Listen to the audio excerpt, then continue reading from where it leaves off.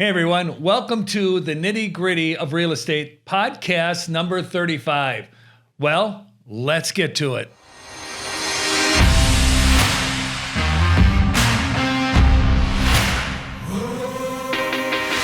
So everyone, we're here with Jill Paddock. She is the newest member of the team. And Jill, I want to welcome you to the team. Thanks. I think we've really hit a gold mine in having you join our team as a professional buyer's agent and also as a listing agent too.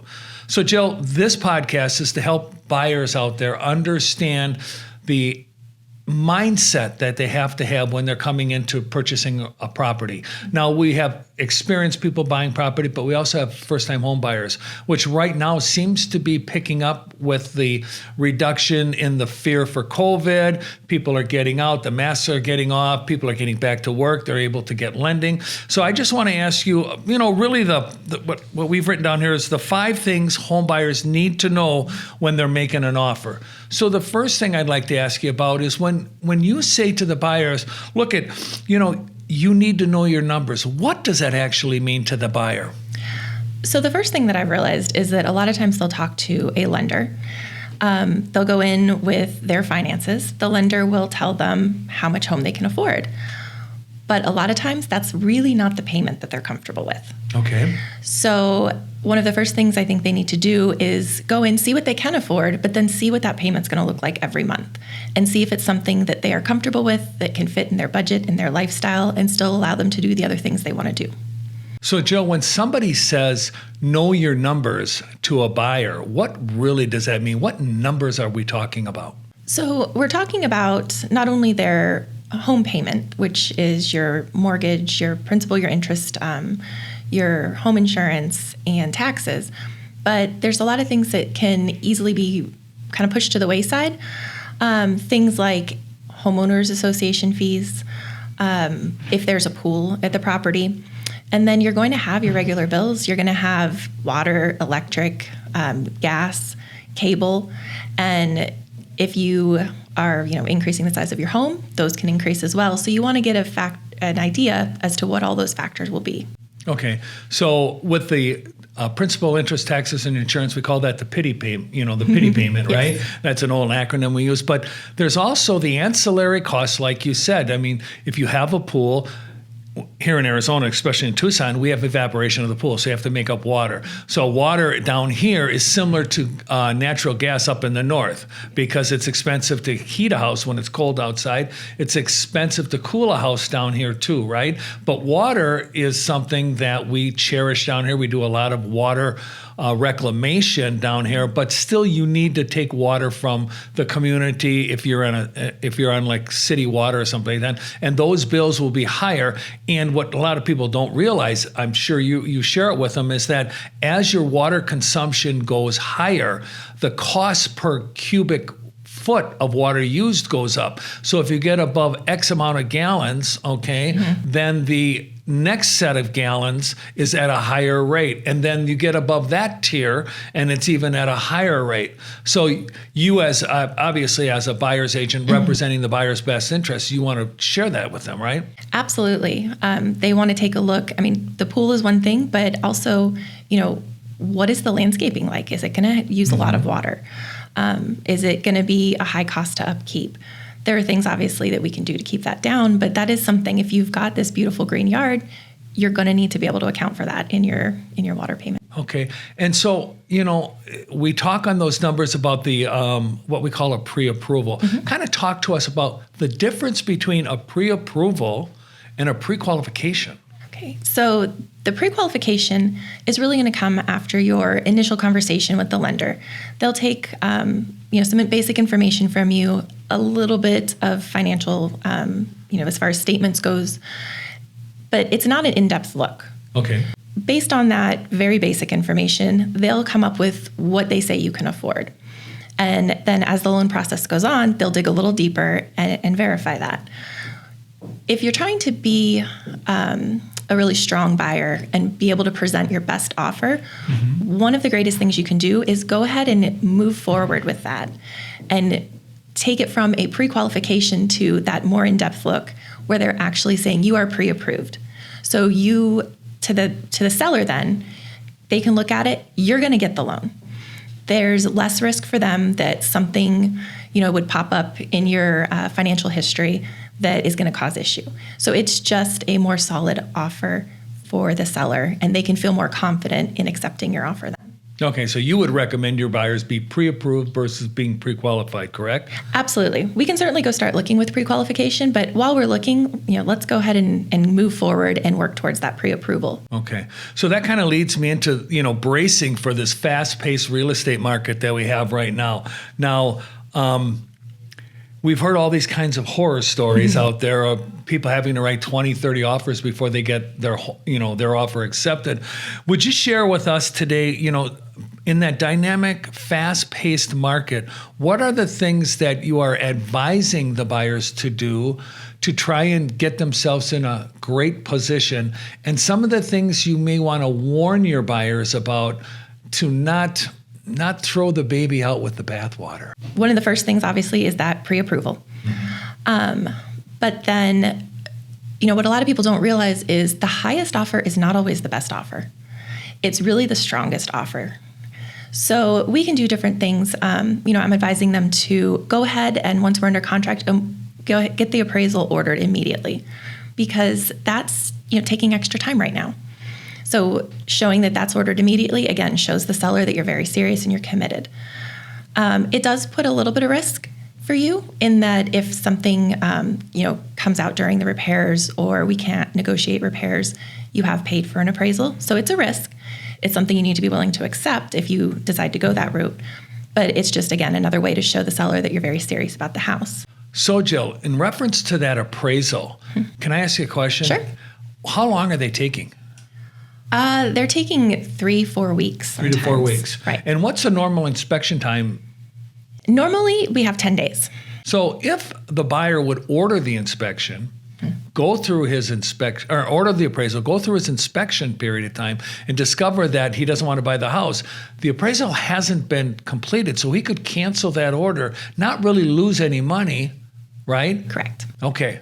So it's probably a good idea to do that. And the risk is still going to be there, no doubt about it, but it may not be as risky as it would appear based upon the timelines currently. Absolutely. That is one that, as long as we have good communication with the lender, if something just doesn't work out, we let them know immediately. They can cancel the appraisal, and then there is no money that's being put at risk. So during the due diligence period of time, I've heard some crazy things about inspections. Would you speak to that a little bit? Oh, so inspections. A lot of people are thinking they need to completely waive inspections. That is not something I would ever advise. Because you walking through the house, you can't see, things that are behind furniture. You're not there testing the air conditioning output. There's all sorts of things that, you can look at the house, it can look great, but you really need a professional to come in. You need somebody to look at the roof. You need somebody to check for termites. Now, just because you're doing inspections doesn't mean that there aren't things we can do. We can tell the seller that, for instance, we'll waive any single item under a set amount, for instance, $2,000. That, again, shows the seller that you're committed to the house. You're not going to be looking for, nitpicky little things, but you do expect the house to be in good condition. So could you phrase that as it's a deductible? There you go. And we've got a $2,000 deductible. We won't ask for anything over $2,000 or under $2,000. But if it's over $2,000, like we have an HVAC problem in that. See, I think, Jill, that's a really good thing that you're doing for your clients, is that you're saying, look, I don't want you to be at risk, but let's allow the seller to feel more comfortable that we're not going to nitpick them, right? Absolutely. Okay. Yes. Interesting. Now, what about closing times? Where are we on closing times? So for the most part, we're still looking at the 30 to 45 days, as long as, again, that appraisal is ordered quickly, and that you cooperate well with the lender, communicate well, and keep everything moving in that regard. In the case of some sellers, they may need to stay in their house a little bit longer, and that's something that we can look at, again, as a way to strengthen your offer in keeping the seller's needs in mind. So like a rent back, is that what you're saying? Yes. Okay. A rent back. So we can negotiate something And again, it's a way, maybe it's not something that matters to you, but it's a big deal to them. And it can be something simple where, you can close on the house and they can stay in it for another 2 weeks. There's other paperwork and conditions involved in that, but that's something that can be worked out as a way, again, to strengthen your offer and appeal more to the seller. A little story on that. I had a seller where we got 14 offers on their house in the first weekend, and we ended up negotiating $15,000 over the asking price. Mm-hmm. But the seller was able to rent the house back for 8 months while her new home was being built. And the buyer was okay with that, and he was happy to be able to be the winning bid on that. The interesting thing is his bid wasn't as high as some of these other people, but they wanted to get in right away. So as you said, it's the best offer, not necessarily the best price. Right. And one of the things that, as a good agent, I feel is important for me to do is to communicate with that seller's agent, find out what is important to the seller, and bring it back to my client and see, what we can do to accommodate that. Yeah. So that leads us into leaning on a real estate professional like yourself. It does, yes. Yeah. So when you're buying a house, it's so crazy in that, and I know first-time homebuyers especially, because I've been doing this for 40 years, first-time homebuyers are really scared. So how would you advise the first-time homebuyer to lean on you to use your expertise and your experiences? So, they come to me with a question. Most often they're looking for, what do we do? It's not my place to make a decision, but it's my place to let them know the different choices they have, the pros and the cons to each, and then they look at it as far as what best fits into their life, what are they comfortable with, and what's going to be in the end the best for them. Hey everyone, we want to interrupt this episode to let you know that we are a Keller Williams Southern Arizona franchise. Also, we are licensed realtors practicing equal housing. Now, let's get you back to the podcast. So I would assume there's probably like a buyer's interview where you would interview the buyer and find out what their needs and wants are? Yes, absolutely. I need to find out, why are they choosing to buy now? What is important in that house? And then also, especially with first-time home buyers, what parts are they nervous about, or what have they heard? Because sometimes there may be, miscommunications, or they've heard something that's not true, or, there's all sorts of things that can take place. So it's really important to really dig in and figure out where they are and what do they need from me, because everybody needs something different. So they may have read something on the internet, and not everything, here's a news flash. Not everything on the internet is true, right? Absolutely, yeah. Okay. All right, so that sounds great. Now, what about making a strong but a fair offer? Okay, so right now, every home is getting about 5 offers on it. That's the average. Obviously, it can be more or less, and half of those homes are selling for over list price. So things move quickly. Emotions get heated. Oh, I can imagine. Decisions are made fast. And sometimes, people look back and maybe it wasn't the best decision. So that's where you need to listen to your real estate agent. And as they're telling you, you could do this, here's pros and cons.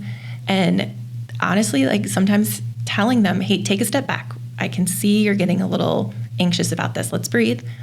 Think about it for a minute. And encouraging that kind of hold so that before they make a big decision.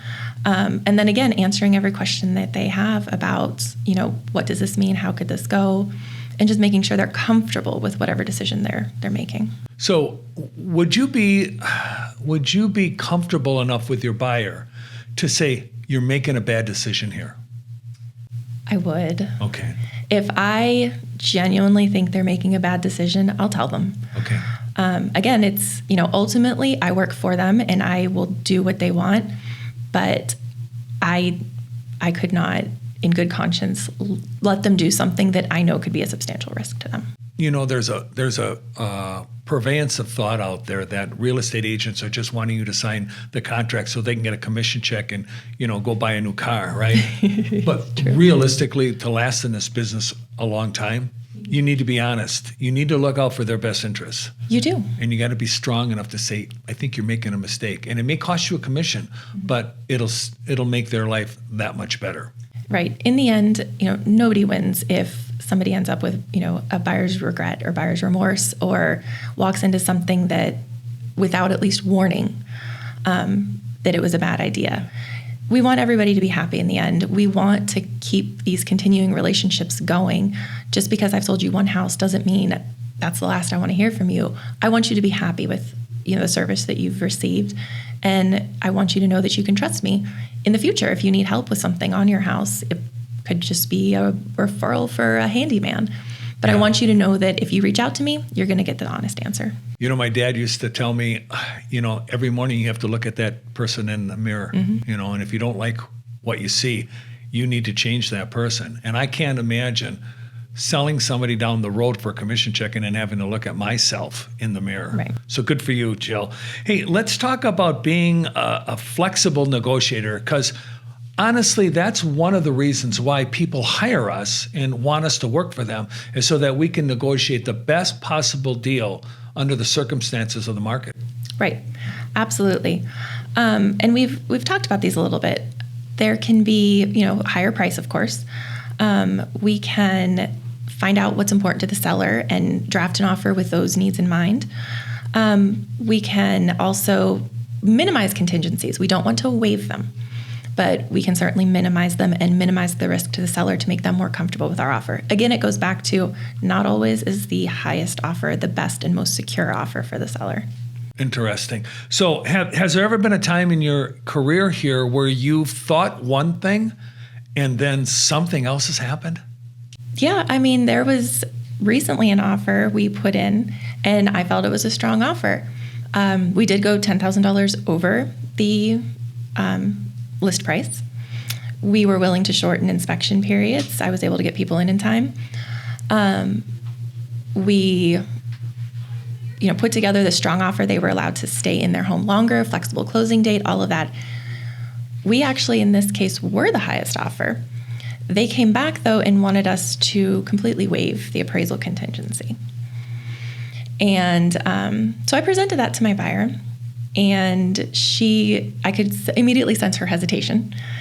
And I told her, I was like, likely, I do think it would appraise for, at least X number of dollars. However, I can't promise that. And if it doesn't, here's the risk to you. Right. Once I explained it to her, she goes, that's a terrible idea. And I was like, it's not something that I would personally do. And she's like, no, pass on the house. So your honesty, you didn't get paid for that deal, but you protected your client, which is what we should do. Exactly. Okay, great. And I earned her, continued trust that if I advise her something, or if I see a potential issue or a pitfall for her, she knows that I'll make her aware of it. Well, great. Hey, Jill, I am so glad to have you on our team. I win every time I get great agents to join the team. Thank you again very much for the interview. Hey, and everybody, stay tuned for our next podcast. But until then, America, be safe. Hey, thank you for listening and watching the Nitty Gritty podcast here with the Tom J Krieger Team.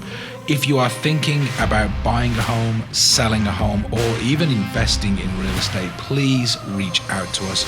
We are local here in Tucson, Arizona, but we are also connected to over 4,000 agents across the US. So again, looking to buy, sell, or invest in your hometown, reach out to us and let us connect you.